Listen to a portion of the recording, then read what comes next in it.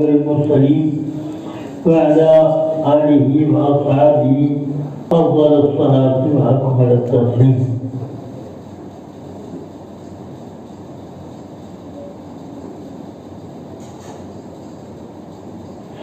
درود شریف پڑھیں.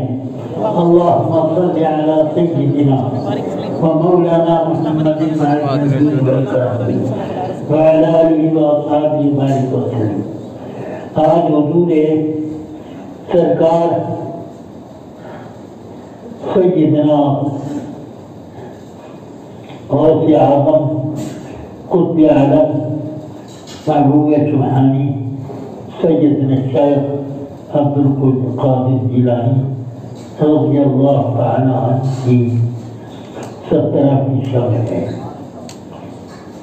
اس مناسبت سے کچھ مجھے چند باتیں پیش کرنی ہیں.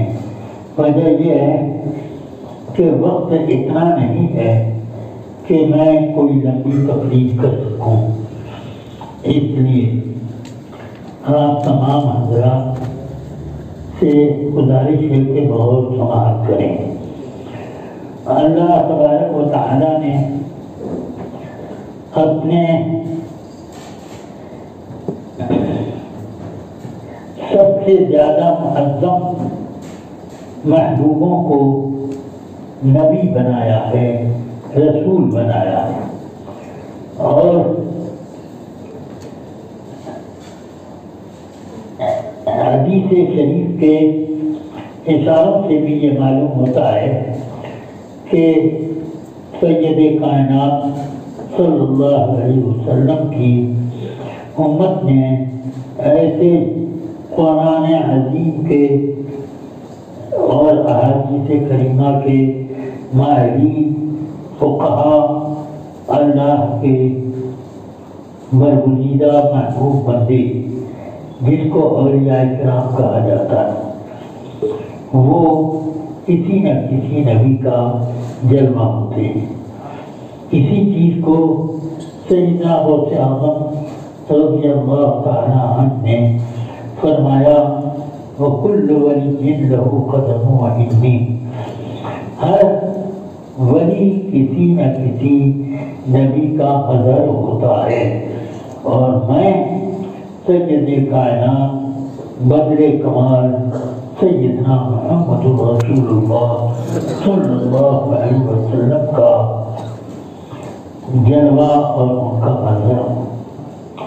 تو جس طرح انبیاء کرام کے تمام کمالات کے جامع ہمارے آقا رسول اکرم صلی اللہ علیہ وسلم ہیں، اسی طرح تمام اولیاء کرام کے کمالات اور ان کی خوبیوں کے جامع حضرت سیدنا غوث اعظم رضی اللہ تعالی عنہ ہے.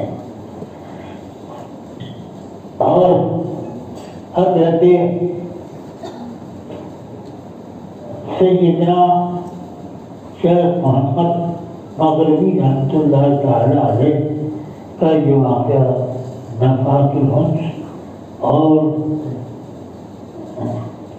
وحدت الاسرار میں منقول ہے کہ شیخ محمد مغربی رحمۃ اللہ علیہ اتنے عظیم بزرگ تھے کہ وہ شیخ المغارب کہلاتے اور حضور غوث پاک شیخ المشارق کہلاتے.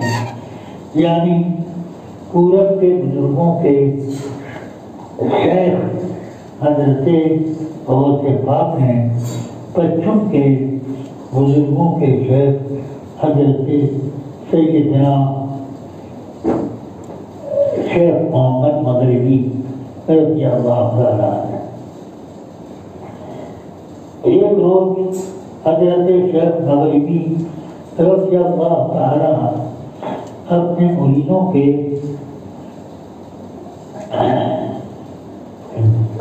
جرمن میں بیٹھے تھے اور سکون طاری تھا. اچانک حضرت شیخ مغربی رحمۃ اللہ علیہ بولے اللہم انی ارشدک و ارشد ملائکتک انی سمعتو و اطعتو، اے اللہ میں تجھ کو بھی گواہ بناتا ہوں اور تیرے فرشتوں کو بھی گواہ بناتا ہوں کہ میں نے بات ان کی سن لی ہے اور اس کے لیے گردن جھکا دی۔ تو مریدین میں سے کسی نے تھوڑی دیر کے بعد یہ عرض کی کہ حضور یہ جو آپ نے کلام فرمایا اس ارشاد گرامی کا مطلب ہم لوگوں کو سمجھ میں نہ آیا۔ فرمایا کہ اس وقت حضرت شیخ عبد القادر جیلانی بغداد میں اپنے منبر پر کھڑے ہو کر حکم الہی سے یہ اعلان کر رہے ہیں کہ میرا یہ قدم ہر بھلی کی گردن پر، اور اتنے میں اللہ کی طرف سے ہمارے اور دیگر اولیاء کرام کے دل میں یہ الہام ہوا کہ فوراً اپنی گردنیں جھکا دو ان کے قدم ناز کے لیے۔ تو میں نے اسی پر یہ کہا کہ اے اللہ میں نے شیخ کی یعنی شیخ عبد القادر جیلانی کی بات سن لی اور ان کی اطاعت میں نے اپنا گردن جھکا دیا۔ پھر کچھ دیر کے بعد فرماتے ہیں کہ میں نے ساری دنیا کے اولیاء کرام کو دیکھا تو سب کی گردنیں غوث پاک کے لیے جھکی ہوئی۔ پھر میں نے قبروں کا مشاہدہ کیا تو الحمدللہ قبر میں جتنے اولیاء کرام مجھے ملے سب غوث پاک کی تعظیم میں اپنی گردنیں جھکائے ہوئے تھے اور یہ فرما رہے تھے کہ ہماری گردنوں ہی پر نہیں سر آنکھوں پر۔ فرماتے ہیں کہ شکم مادر میں جو اولیاء کرام تھے ابھی ان کو خاکدانی گیتی پر قدم رکھنے کا کی نوبت نہیں آئی، انہوں نے بھی شکم مادر میں اپنا سر جھکا دیا۔ اور عالم ارواح کا بھی جب میں نے مشاہدہ کیا تو وہاں بھی سب اپنی گردنیں غوث پاک کی تعظیم کے لیے جھکائے ہوئے تھے۔ اب اس سے ثابت ہوتا ہے کہ غوث پاک رضی اللہ تعالیٰ سارے انبیاء کے سردار ہیں، جو معاذ اللہ سارے انبیاء نہیں بلکہ سارے اولیاء کرام کے سردار ہیں۔ آپ کے پہلے جو اولیاء کرام تھے وہ بھی آپ کی تعظیم کے لیے ہیں، اور جو بعد میں یا آپ کے معاشری یعنی ہم زمانہ جو لوگ ہیں ان سب کا بھی یہی حال ہے۔ سرکار غوث پاک رضی اللہ تعالیٰ کو اللہ نے بڑے مراتب عطا کیے۔ ان مرتبوں میں ایک مرتبہ یہ بھی ہے کہ اللہ تعالیٰ نے ولایت اور اس کے مراتب کی تقسیم کا سارا کاروبار حضرت سیدنا غوث اعظم رضی اللہ تعالیٰ کی مٹھی میں رکھ دیا ہے۔ جس کو چاہتے ہیں آپ ولایت عطا فرماتے ہیں، جس کو چاہتے ہیں آپ دار بناتے ہیں، جس کو چاہتے ہیں اوتاد بناتے ہیں، جس کو چاہتے ہیں کسی شہر کا قطب یا کسی صوبے کا قطب یا وہ کسی بر اعظم کا قطب بنا دیا کرتے ہیں۔ اور خود حضرت غوث پاک قطب الاقطاب ہیں، غوث الاقواس۔ اللہ تبارک و تعالیٰ نے آپ کو بڑے مراتب دیے۔ اب جہاں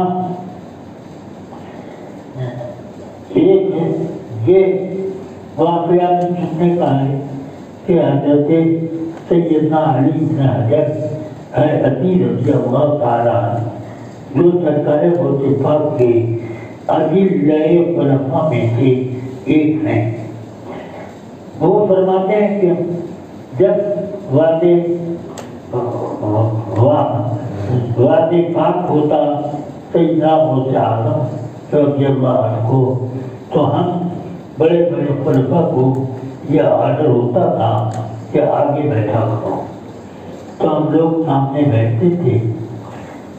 اس روز میں بالکل منبر سے چپکا ہوا بیٹھا تھا کہ اتنے میں سرکار موسی پاک رضی اللہ عنہ نے اعلان کیا کہ میرا یہ قدم ہر بڑی کی گردن پر۔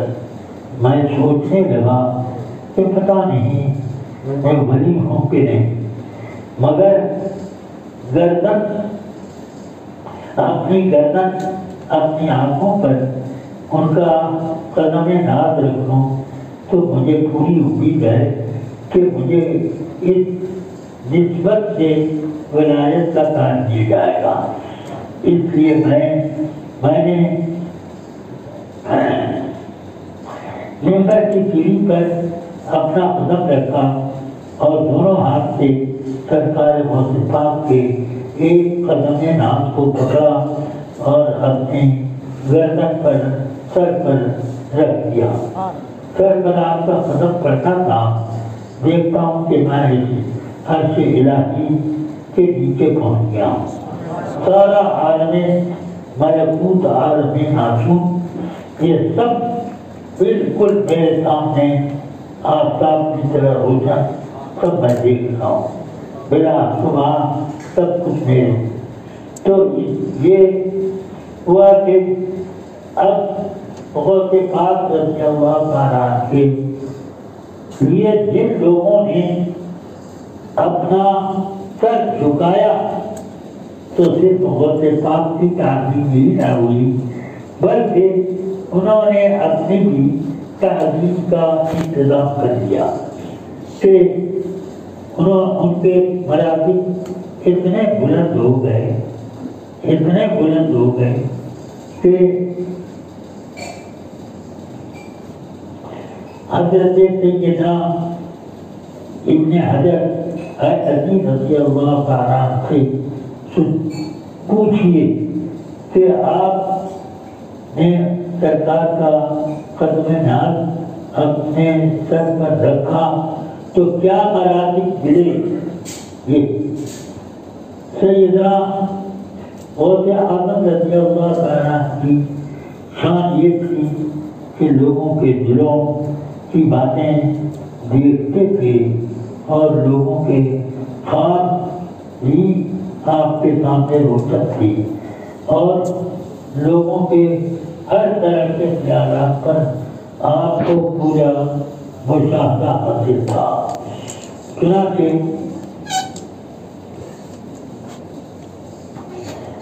اب غوث پاک کے ایک مرید جمعے کے نماز کے لیے غوث پاک کے ساتھ جا رہے تھے۔ راستے میں جو آتا سلام کر کے ادھر ادھر چلا جاتا۔ سرکار غوث پاک کے خادم نے کہا کہ یہ عجیب بات ہے کہ آج حضرت کو کوئی سلام کرتا ہے، وہ الگ اپنا راستہ لے لیتا، حالانکہ اور دنوں میں سلام کرنے والے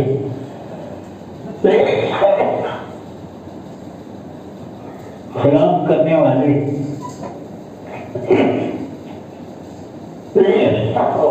پاک کا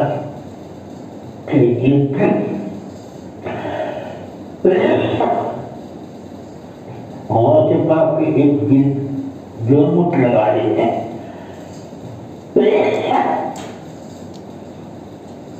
خادم کو خیال آیا کہ آج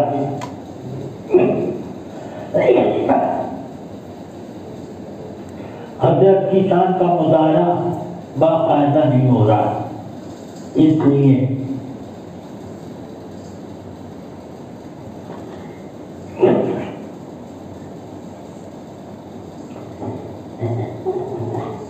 اب یہ سوچا تو اچانک سرکار غوث پاک رضی اللہ تعالیٰ عنہ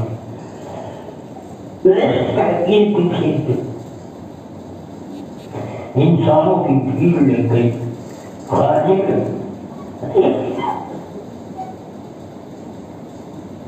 خادم صاحب کو اتنا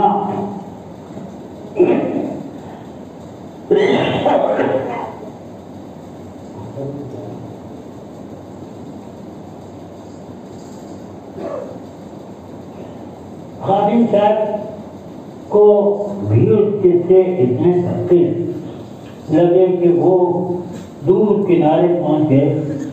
سرکار وصفاق کی زیارت بھی ان کے لیے متعذر ہو گئی. وہ سوچنے لگے کہ وہی حالت تو اچھی تھی، میں اپنے سرکار کے قریب تھا، قدم بقدم چل رہا تھا اور جیسے چاہتا میں زیارت کر لے رہا تھا. اب تو زیارت کیا ہوگی، دھکے مل رہے ہیں. حضور غوث پاک کھڑے ہو گئے اور پیچھے مڑ کے مخاطب کرتے ہیں خادم کو، تمہیں تو دل میں خیال لائے تھے کہ آج اچھا نہیں لگ رہا ہے، تو جب ہم نے بھیڑ اکٹھی کری تو تم کو پھر بھی برا لگ رہا ہے. تمہیں پتہ نہیں ہے کہ اللہ تعالیٰ نے انسانوں کا دل عبدالقادر کی مٹھی میں دے دیا ہے. جب چاہتا ہوں میں اپنی طرف کھینچ لیتا ہوں، جب چاہتا ہوں تو ان کا رخ دوسری طرف کر دیتا ہوں. یہ سرکار غوث پاک کا ہم سنیوں پر کتنا بڑا کرم ہے کہ ہم لوگوں کا رخ حضور غوث پاک نے اپنی طرف موڑ کے رکھا ہے. اور کتنے بدنصیب بیٹھے ہیں کہ انہوں نے اپنی طرف سے دھتکار کیا اور وہ لوگ غوث پاک کی طرف ذرا توجہ بھی نہیں کرتے، حالانکہ انہیں کا دیا ہوا کھاتے اور پیتے. اللہ تبارک و تعالیٰ نے اس طرح کے کتنے خیالات وغیرہ کے اوپر لوگ غوث پاک اور کچھ اولیاء کرام کو دسترس دی کہ وہ جیسے چاہیں دیکھیں. حضور سرکار غوث پاک رضی اللہ تعالیٰ عنہ تو قبروں میں بھی دیکھتے تھے.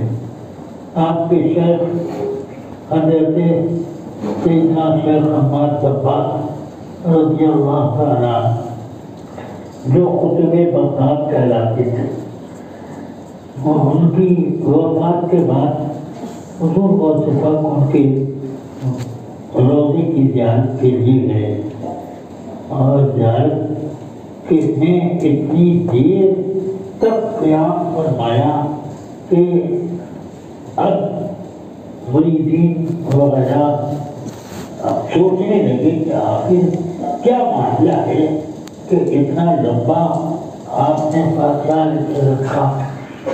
کچھ دیر کے بعد حضرت غوث پاک رضی اللہ تعالیٰ اب واپس ہوئے تو مسکرا رہے تھے. مریدوں نے کہا حضور حضرت سیدنا صدیق صفری، سیدنا جنید بغدادی، سیدنا ابو بکر شبلی، ایسے بڑے بڑے لوگوں کی کہ قبر پر آپ اتنا لمبا فاتحہ نہیں پڑھتے اور حضرت شیخ احمد کی قبر پر اتنا لمبا فاتحہ تھا. فرمایا ہاں، وجہ یہ ہے کہ جب میں فاتحہ پڑھ رہا تھا تو میں نے دیکھا کہ حضرت احمد اللہ کی نعمتوں سے خوب لطف گیر ہیں اور ہر طرف نعمتیں بھری ہیں. اچانک میرا ہاتھ پڑا اور میری نظر پڑی ان کے دائیں ہاتھ پر، تو میں نے دیکھا کہ دائیں ہاتھ ان کا کام ہی نہیں کر رہا ہے، مفلوج ہو گیا ہے. تو میں نے عرض کی حضور آپ کے دائیں ہاتھ کو کیا ہوا؟ فرمایا دراصل تمہاری وجہ سے یہ ہوا کہ تم ایک مرتبہ زمانے تعلیمی میں اپنی جا رہے تھے جمعے کی نماز کے لیے میرے ساتھ، میرے دل میں خیال آیا کہ میں عبدالقادر کی استقامت علی الدین کا ذرا امتحان کروں۔ جیسے دجلے کے پل پر بیچوں بیچ پہنچے، کڑاکے کا جاڑا تھا، میں نے اپنی دائیں کوہنی سے ایسا تمہیں دھکا دیا کہ تم بیچ دریا میں گرے۔ اب جاڑے کا موسم تھا مگر تم کنارے آئے تیر کر اور اپنے کپڑے کو ہاتھ سے دبا دبا کے نچوڑ لیا، اور اسی حال میں تم جامع مسجد نماز پڑھنے پہنچ گئے۔ یہ نہیں سوچا کہ کپڑے بھیگے ہوئے ہیں، چلو ہاسٹل میں کپڑے بدل لیں پھر آئیں گے۔ اس وجہ سے کہ تم نے سوچا کہ ہاسٹل جانے اور وہاں سے جامع مسجد تک آنے میں نماز بہت ہو جائے، اس لیے اپنے کپڑے کی فکر نہ کرو۔ بھیگے ہوئے کپڑے پہن کر کڑاکے کے جاڑے میں آپ نے نماز پڑھی اور نماز پڑھ کر اپنے ہاتھ پر لائے کپڑے تبدیل کیے۔ یہ تمہارا واقعہ ہے۔ آج جب میں قبر میں آیا تو اللہ تعالیٰ نے میرے اس ہاتھ کو لطف کر دیا۔ میں نے عرض کی خداوندہ یہ کیا، یہ کیوں ہو گیا ایسا؟ فرمایا تم نے میرے محبوب عبدالقادر کو اسی ہاتھ سے تو دھکا دے کے درجے میں گرایا تھا۔ تو انہوں نے عرض کی حضور یہ تو اس وقت طالب علم تھے اور استادوں کو طالب علموں کا امتحان کرنا جائز ہے، اس وجہ سے میں نے ان کا امتحان کیا، الحمدللہ کامیاب پایا۔ پھر اللہ نے فرمایا کہ امتحان کا تمہیں کس نے حق دیا، اس لیے میں تمہارے اس ہاتھ کو اب اسی طرح رکھ دیتا ہوں۔ میں نے بار بار اللہ سے گزارش کی، غوث پاک کرنے بار بار میں دعا کرتا رہا، گزارش کرتا رہا کہ خداوندہ میرے شیخ کا ہاتھ ٹھیک کر دے، ٹھیک کر دے۔ اس میں اتنی دیر لگ گئی کہ کافی دیر کے بعد اللہ تعالیٰ نے میری گزارش قبول فرمائی۔ جب ان کا ہاتھ ٹھیک ہو گیا تب میں واپس آیا۔ اس کا مطلب یہ ہوا کہ سرکار غوث پاک رضی اللہ عنہ ہم جیسے گناہگاروں کو قبروں میں تو مدد فرمائیں گے ہی، مگر یہاں یہ حال ہے کہ آپ کی مدد کی ضرورت بڑے بڑے اولیاء اور اقطاب کو بھی پڑتی ہے۔ اللہ تبارک و تعالیٰ ہم سب کو خیر و عافیت سے رکھے، سرکار غوث پاک کے غلاموں میں ہمیشہ رکھے، انہی کے قدم ناز کے نیچے ہم سب کا سر ہو، اور یہ غوث پاک کا ذرا کا کرم ایک آدمی کو کس مرتبے میں پہنچ جاتا ہے۔ اعلیٰ حضرت فرماتے ہیں واہ کیا مرتبہ اے غوث ہے بارہ تیرا، اونچے اونچوں کے سروں سے قدم اعلیٰ تیرا، ہر بھلا کیا کوئی جانے کہ ہے کیسا تیرا، اولیاء بنتے ہیں آگے وہ ہے تلوہ تیرا۔ اور فرماتے ہیں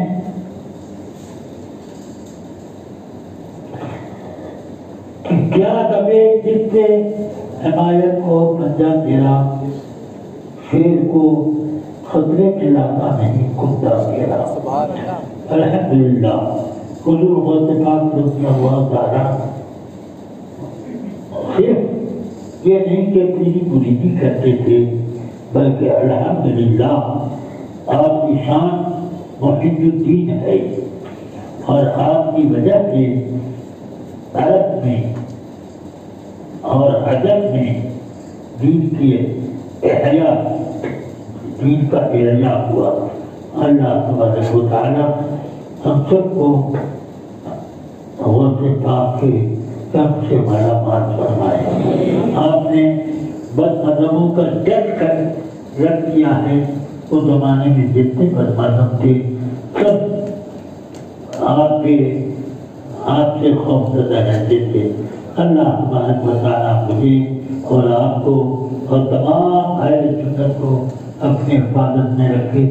وآخر دعوانا ان الحمدللہ رب العالمین۔